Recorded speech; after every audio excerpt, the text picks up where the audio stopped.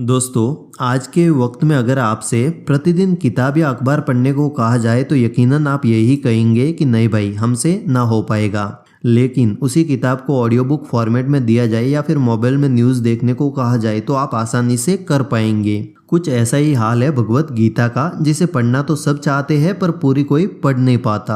अब पढ़े भी कैसे? भगवत गीता में ना कोई ज्यादा फोटो है ना कहानियां, बस ज्ञान है, जिससे अक्सर लोग बोर हो जाते हैं। और इन्हीं से बचने के लिए हम लेके आए छोटी छोटी कहानियों के रूप में भगवत गीता का थोड़ा सा ज्ञान, जिन्हें हम ज्ञान गीता भी कह सकते हैं। तो आज की कहानी का नाम है बंद लिफाफा। अगर जिंदगी में अकेले हो, कोई साथ नहीं है, तो इस कहानी को पूरा जरूर सुने, बहुत ही अच्छा लगेगा। रामू अपनी पत्नी के साथ शहर में रहता था। उसके माता पिता थोड़ा दूर गांव में रहते थे।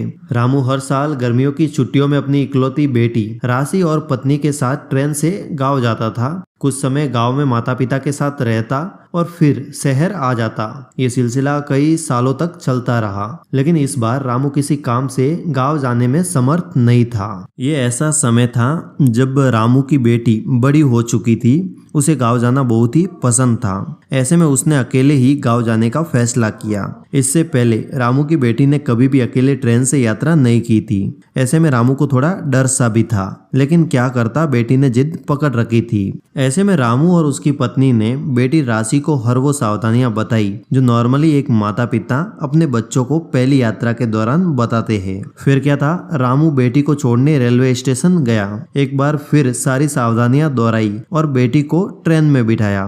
ट्रेन चलने ही वाली थी कि रामू ने बेटी को खिड़की से एक बंद लिफाफा दिया और कहा कि बेटी, अगर ट्रेन में डर लगे तो इसे खोल कर देख लेना। इतना कहा ही था कि ट्रेन चल पड़ी।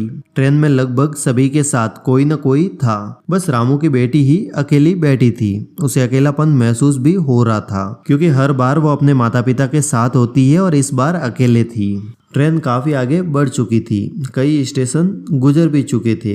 तभी एक स्टेशन पर ट्रेन रुकी, जहां से एक डरावना सा आदमी ट्रेन में चढ़ा, जो कि रामू की बेटी राशि की बगल वाली सीट में आकर बैठ गया।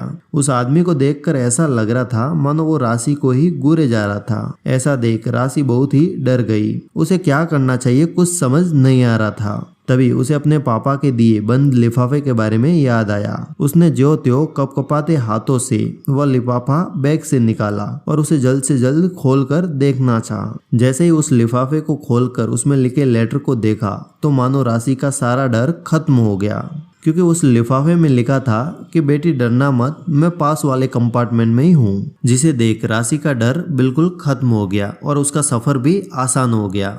हमारा जीवन भी कुछ इसी कहानी जैसा है। जब भगवान ने हमको इस दुनिया में भेजा तब उन्होंने हमें एक पत्र दिया और उस पत्र में लिखा था कि उदास मत होना और खुद को कभी भी अकेला मत समझना। मैं हर पल हर समय तुम्हारे साथ ही हूँ। ये पूरी जीवन की यात्रा मैं तुम्हारे साथ ही करता हूँ। केवल तुम मुझे याद करो। सच्चे मन से मुझे याद करने पर तो मैं एक क्षण भी देर नहीं करता। इसीलिए जीवन में व्यर्थ चिंता ना करें। ईश्वर हमेशा आपके साथ रहता है, बस आपके सच्चे मन से पुकारने की देरी है।